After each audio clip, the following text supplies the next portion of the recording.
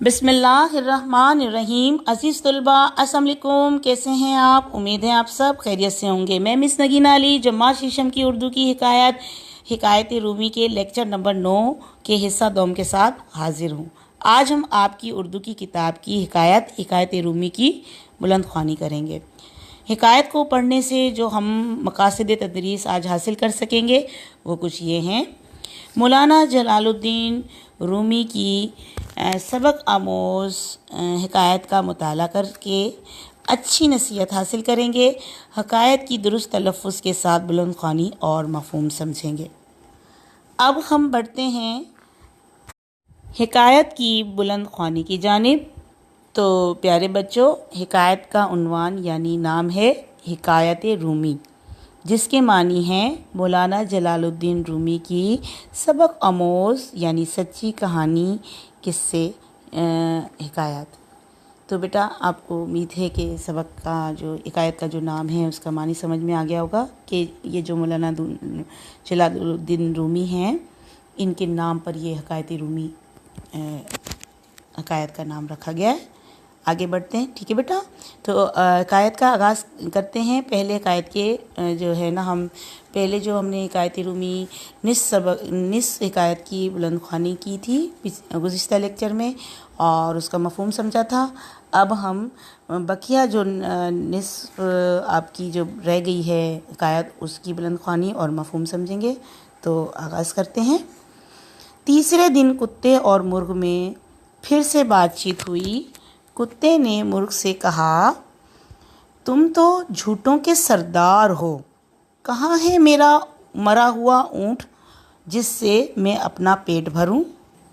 مرغ کہنے لگا، مالک نے جلدی کی اور اونٹ کو بیچ ڈالا، دوسری جگہ جا کر اونٹ مر گیا اور ہمارا مالک نقصان سے بچ گیا، مگر تم فکر نہ کرو، کل مالک کا غلام مر جائے گا، پھر تمہارے عیش ہی عیش ہو جائیں گے۔ تو بیٹا یہاں پہ ہمارا جو بتایا جا رہا ہے حکایت میں کہ تیسرے دن جو ہے نا کتے اور مرغ کی پھر بات چیت ہوئی اور کتے نے مرغ سے کہا کہ تم جھوٹوں کے سردار ہو، تم روز جھوٹ بولتے ہو کہ بھئی آج یہ مر جائے گا، آج وہ مر جائے گا، تو آج اونٹ کے مرنے کی باری تھی تو وہ بھی نہیں مرا اور میں پیٹ نہیں بھر سکا، میں بھوکا رہ گیا۔ تو مرغ نے کہنے لگا کہ مالک نے جلدی کی اونٹ کو بیچنے میں اور دوسری جگہ جا کر وہ اونٹ مر گیا اور ہمارا جو مالک ہے وہ نقصان سے بچ گیا، تم فکر نہ کرو، مالک کا جو غلام ہے نا وہ کل مر جائے گا اور تمہارے عیش ہی عیش ہو جائیں گے۔ تو آگے بڑھتے ہیں۔ اچھا وہ کیسے؟ کتے نے حیرت سے پوچھا۔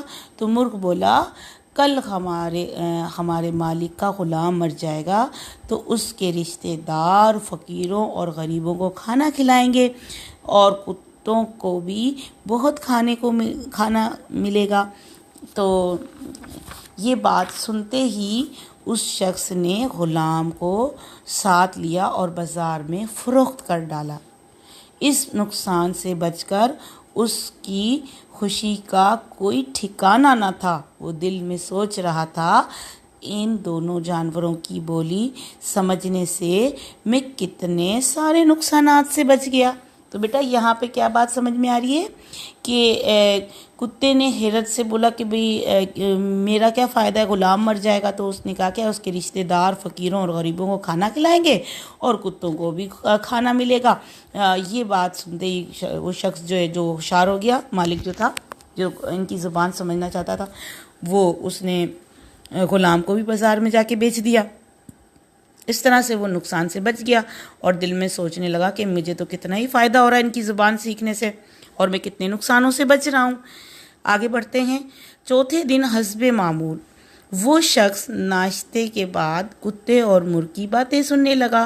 مرغ نے روٹی کا ٹکڑا اٹھایا تو کتے نے کہا، ارے شیخی خور اور باتونی مرغے، تمہاری وہ پیشن گوئیاں کہاں گئیں؟ تم روزانہ مجھے نئی نئی خبریں سناتے ہو مگر ہوتا کچھ اور ہی ہے۔ مرغ بولا، تم یقین کرو، ہوا یہی سب ہے مگر ہمارے مالک نے اس بار بھی خود کو نقصان سے بچا لیا، غلام نئے خریدار کے پاس جا کر مر گیا۔ اور اس نے مرنے کا نقصان، جو اس کے مرنے کا جو نقصان ہے تو خریدار کو ہوا، جس نے خریدا تھا۔ ہمارے مالک نے اس خریدار کی رقم تو برباد کر دی ہے، لیکن اب خود ہمارے مالک کی اپنی جان پر بننے والی ہے۔ جسم و مال کا نقصان آدمی کی جان کا صدقہ ہوتا ہے۔ ایک نقصان سینکڑوں نقصانات سے بچاتا ہے۔ اب کل یقیناً ہمارا مالک مر جائے گا، اس کے وارث گائے قربان کریں گے۔ تو بیٹا یہاں پہ آپ کو اس پیراگراف میں بتاتی ہوں کہ کیا ہوا کہ جو چوتھے دن جو ہے حسب معمول اس شخص نے ناشتہ کرتے ہوئے کتے اور مرغ کی باتیں سنی، اور مرغ نے کتے سے کہا کہ تم شیخی خور ہو، باتوں نہیں ہو، اور اس طرح سے پیشن گوئیاں کر رہے تھے اور کچھ بھی نہیں ہوا، اور اس نے کہا کہ نہیں ایسا ہی ہوا ہے، یقین کرو کہ جو مالک کا جو غلام تھا وہ وہاں نئے خریدار کے پاس جا کر مر گیا، اور یہ جو ساری جو جان اور جسم کی جو ہوتی ہیں چیزیں، یہ جب ہمارے کو اس کا نقصان ہوتا ہے تو یہ ہمارے جسم کا صدقہ ہوتی ہیں، اور ہم اس کے نقصان سے بچ جاتے ہیں، لیکن ہمارے مالک نے اس نقصان سے بچنے کے لیے ان کو فروخت کر دیا اور اس نقصان سے بچ گیا، لیکن اب خود کو اس نے پھنسا لیا کہ بھئی اب اس کی باری ہے نا، کیونکہ اگر وہ نہ بیچتا تو اس کے اوپر سے 100 برائیاں اس صدقے کے وجہ سے ٹل جاتی، لیکن اب ہمارا مالک مرے گا۔ تو مطلب یہ جو یہاں پر بات سمجھنے کی یہ کہ ہم پر جو پریشانی آتی ہے چھوٹی چھوٹی تو ہم پریشان ہو جاتے ہیں کہ یا اللہ یہ کیا کر دیا ہمارے ساتھ، ہماری گائے مر گئی، ہماری بھینس مر گئی، یا ہمارا یہ نقصان ہو گیا، ہماری گاڑی کو وہ نقصان ہو گیا۔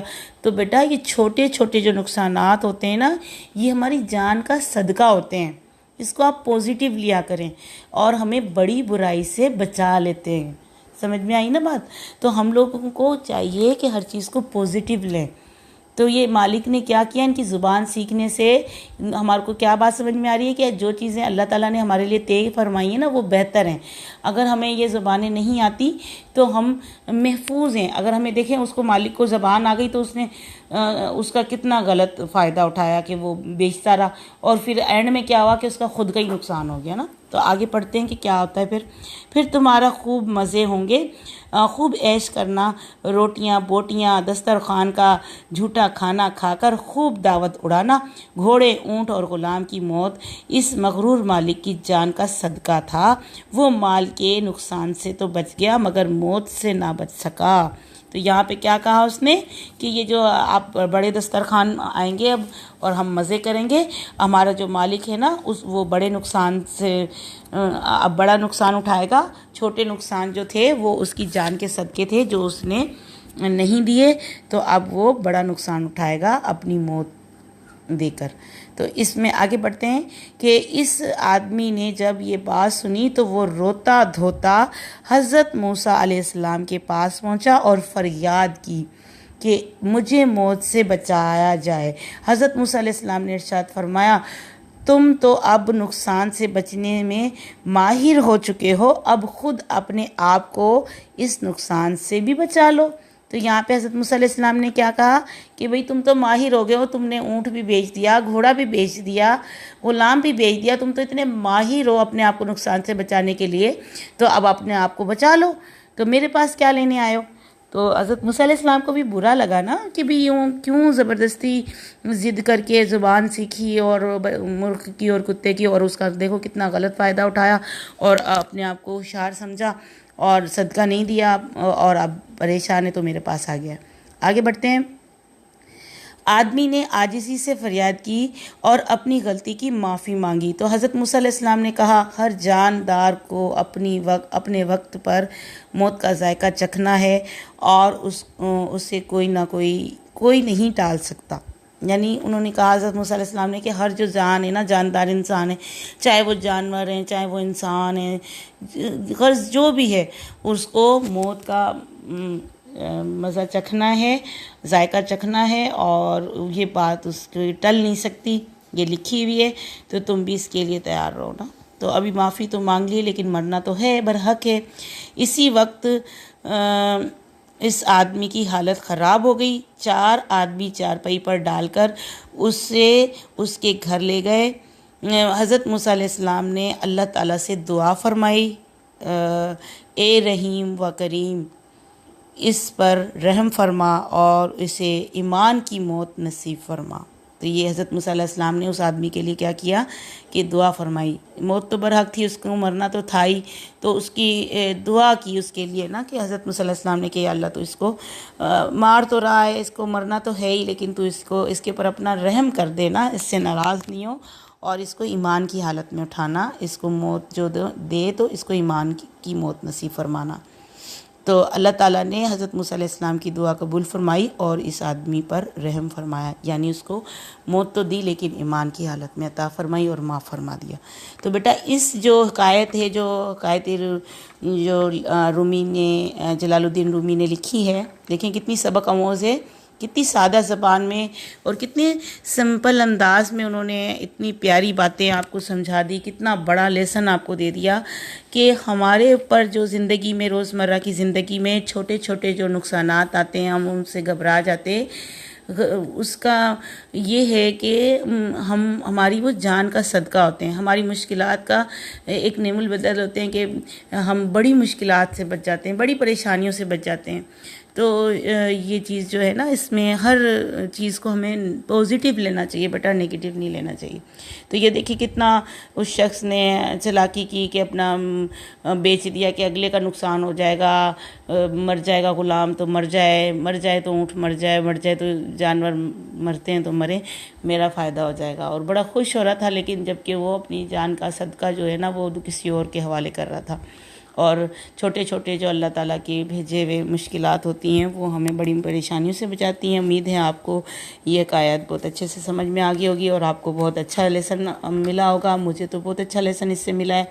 انشاءاللہ تعالیٰ کبھی مجھ پر پریشانی آئے گی تو میں گھبراؤں گی نہیں، اور میں اس میں اللہ تعالیٰ سے استغفار کروں گی کہ یا اللہ یہ جو میرے پر پریشانی آئی ہے، اے اللہ تو مجھ پر کرم فرما، اپنی رحم فرما اور مجھے بڑی پریشانی سے بچا لے۔ تو امید ہے آپ اس کو سمجھ گئے ہوں گے۔ اللہ تعالیٰ ہم سب کو اس طرح کی برائیوں سے بچائے اور نیک عمل کرنے کی توفیق عطا فرمائے، آمین۔ تو پیارے بچوں، آج ہم نے آیت رومی کی بلند خوانی اور اس کا مفہوم، حکایت میں موجود نئے الفاظ کے جو معنی ہم نے پچھلے گزشتہ لیکچر میں پڑھے تھے وہ اور سمجھیں۔ امید ہے آپ کو سمجھ آ گئے ہوں گے۔ اب ہم آتے ہیں املا کے الفاظ کی جانب۔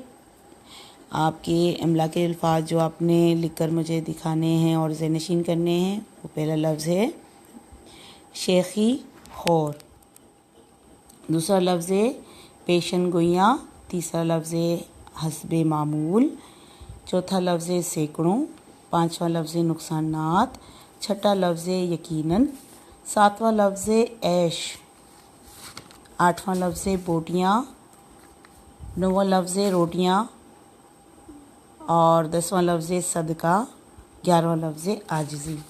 یہ آپ کی حکایت میں 11 الفاظ جو ہیں یہ آپ کو بہت اچھے سے کر کے لکھ کر مجھے دکھانے ہوں گے اور ذہن نشین کرنے ہوں گے، ٹھیک ہے نا بیٹا؟ تو آپ کے گھر کے کام کی جانب بڑھتے ہیں۔ تو پیارے بچوں، آپ کے گھر کا کام ہے حکایت رومی کی بلند خوانی آپ کو کرنی ہے، اور حکایت کے الفاظ کے معنی ذہن نشین کرنے ہیں آپ نے، جو کل گزشتہ لیکچر میں آپ کو میں نے بتائے تھے، اور دیے گئے املا کے الفاظ رف کاپی پر لکھ کر تمام مشکل الفاظ جن کی آپ کو ابھی رہنمائی فرمائی گئی ہے ذہن نشین کرنے ہیں۔ تھوڑی سی ہدایت آپ کو یہاں پہ کروں گی کہ آپ نے اپنا جو ہوم ورک کا جو یہ کام جو آپ نے کر کے دکھانا ہے وہ کیسے کرنا ہے۔ آپ نے سب سے پہلے ایک اسکیل کی چوڑائی کا حاشیہ کھینچنا ہے اور بروز اور دن لکھنا ہے، اور حکایت رومی کی ہیڈنگ حکایت کی جو ہے وہ آپ نے لگانی ہے، پہلے لکھنی ہے، اور پھر آپ کے املا کے جو الفاظ جو دیے گئے ہیں آج وہ آپ نے ہر لفظ کو 3 مرتبہ لکھ کر سکتے کا نشان درمیان میں لگانا ہوگا، ٹھیک ہے نا بیٹا؟ تو پیارے بچوں، اب میں آپ سے اجازت چاہوں گی. اپنا بہت سارا خیال رکھیے گا. انشاءاللہ اگلے لیکچر میں نئے سبق کی بلند خوانی اور مفہوم کی رہنمائی کے ساتھ حاضر ہوں گی. تب تک کے لیے اللہ حافظ.